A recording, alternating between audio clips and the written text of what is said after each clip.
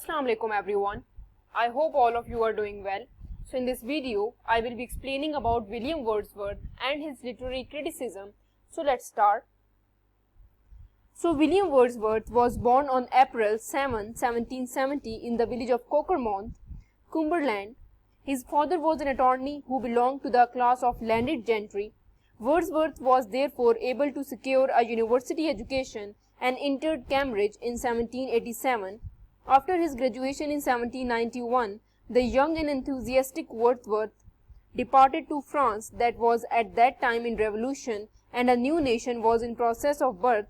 Two things rapidly cooled Wordsworth's revolutionary enthusiasm. One was the excess of the revolution, the other the rise of Napoleon. He is one of the greatest poets of England. Actually, he was a poet, but he was also a critic. His criticism consists of advertisement to Lyrical Ballads that was written in 1798 and Preface to Lyrical Ballad that was written in 1802. So Lyrical Ballad is a collection of poems both written by Samuel Taylor Coleridge and Wordsworth, but this book is associated with Wordsworth because his thoughts was dominated in this book. Preface to Lyrical Ballad is actually a critical document that underwent a number of revisions till it acquired its present form. First it was published in 1798, then it was revised in 1800 and then in 1802.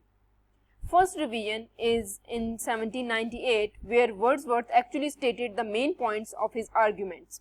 In second revision that was held in 1800 with many poems and with more detailed preface. In the third revision that was held in 1802, it was revised and expanded with a significant addition about the history and definition of poet and value of poetry. So basically why it undergoes a lot of or number of revision is that first revision is because of some sort of experiment. Wordsworth actually wanted to check the reaction of people, whether they accept the new form of poetry or not. He was successful in his first attempt, but he wanted to add more. That's why his preface undergoes again and again into many revisions. So what are the main objective of writing preface? The first one is that he wanted his reader to understand that why he deviated from the themes and the style of poetry of the earlier ages. He said that we all live in a different age, so definitely it requires a change in his style of poetry. So in every age, different style of poetry arise and people accept different things from poetry. Wordsworth tried differently from his contemporaries. The second point is that it was a revolt against artificial poetic diction popular in that age. Wordsworth actually accusing neoclassical writers and use of artificial writing or language, and Wordsworth actually introduced new form of poetry. The third objective is to write a preface is that according to him, the main aim of poetry should be to free poetry from artificial style of writing, and so he introduced the language of a common man in the poetry. So the fourth objective is Wordsworth also show in his preface to Lyrical Ballad about common life, because common people are away from mechanical way of life, they are away from artificiality of city life, and these people are more pure and honest people and are close to nature. And close to nature. So the fifth objective is upper class life and lofty language are insufficient for poetic expression. The sixth point is that for him, when you write poetry, there must be some worthy purpose behind it. The first purpose is that for him, poet must have exalted taste. The second one is that he is someone who actually mixing emotion with thoughts. The third main purpose is poetry must be serious and profound, it must have some purpose. The fourth point is when a poet is writing something, it is not just a spontaneous overflow of feeling. The poet needs to contemplate and give thoughts when he writes something. So major dominant theme of the preface is poetic diction. For him, poetic diction is primarily important because the language of poetry is such that the reader must be able to conceive the feeling of poet, and neoclassical writers, they used to write embellished language in particular decorum. He wanted to deny such superficial and over-embellished language.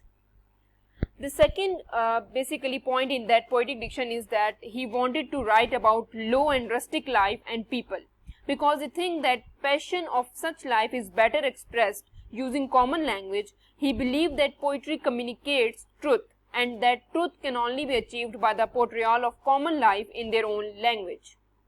He uses common language in Preface because it is realistic and it is relatable, because if he personify the abstract things or ideas, it makes things unreal and artificial. He also avoids using poetic phrase because it also lost their original meaning and that are unreal as well. So the function of poetry according to William Wordsworth is that in neoclassicism the function of poetry is to teach and delight, but according to Wordsworth the function of poetry is to produce excitement and pleasure. The second function is that his conception about poetry is not just aesthetic one but also the moral one.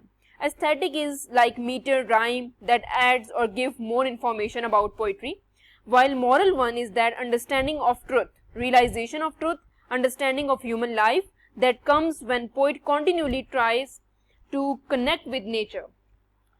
So the third function is poetry is spontaneous overflow of powerful feeling, but at the same time these feelings are filtered and they are thought long and deeply, and that feelings are modified by thoughts. That thing makes humans more nobler and enlightened their understanding and purify their emotion. The fourth point is that poetry is a source of strength and comfort. The fifth function of poetry is, according to William Wordsworth, is that he also considered poetry superior to science because any pleasure in science is unreal, whereas when pleasure in poetry comes to poetry naturally and that imagination is real. So his views about meter is that he said that the use of meter is not necessary, but also at the same time he also allows it is to use it in the poetry. He also gave reason for that. The first reason is that meter add additional source of pleasure in poetry. The second reason is that by using meter is actually following the tradition. The third reason is that when the poet has to deal with some pathetic and painful situation, in that case meter has some distancing effect. The fourth reason is that use of meter also impart impression to the word, so that enables the poet to produce necessary emotion and excitement. The fifth reason is that meter is regular. It also provides contrast because poet has to deal with varied element in his poetry.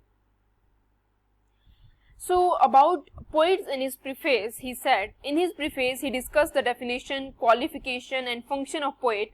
Wordsworth defines a poet in this way: he is a man speaking to men, a man, it is truth, endued with more lively sensibility, more enthusiasm and tenderness, who has a great knowledge of human nature and a more comprehensive soul than are supposed to common among mankind. Some qualities of poet according to William Wordsworth is that a poet is a simple common man like other human beings. A poet is social being with greater more responsibilities are on his shoulder.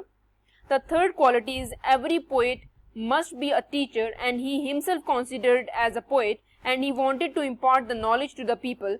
The fourth quality is his imagination. A poet is endowed with extraordinary strong imagination. He wanted to explore the profound truth through imagination which is already there in nature. The fifth point or quality is the poet imagination is greater than average human being. So the sixth point is that he must has the lively sensibility, means poet perceive every single emotion through the lot of sensibility. The seventh point is that he has a comprehensive soul. He can express the feeling and emotion of other. It is not just he has to understand the emotions of other people, but he actually put himself to the shoes of other people and then identify it. The eighth point is the poet also has sincerity, means he polish his language and convey his concept without any ambiguity, and reflection is the most important quality of the poet. So Wordsworth's definition of poetry is that poetry is a spontaneous overflow of powerful feeling and its origin is in emotion recollected in tranquility. So there are four stages of poetic composition is as well.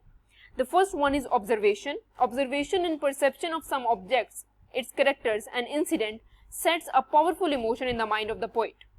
The second one is recollection. Contemplation and recollection of that emotion into a tranquility. It must be noted that here at this stage memory come into the play what is conscious or unconscious present in the mind of the poet. The third thing is filtering. We sometimes too become nostalgic, where poet is towards the non-essential element make his experience communicable to all men. In this stage, poet experienced something new. He became more pure. In this stage, poet able to combine one idea to another. The fourth point is composition. When the actual composition begins, not just express his joys, but also sharing it with the reader. The poet not just expresses his joys, but also share it with the reader in the last stage of poetic composition. So that's all from my side. If you have any queries, you can ask me in the comment section. Please like, subscribe and share my channel. Thank you for watching.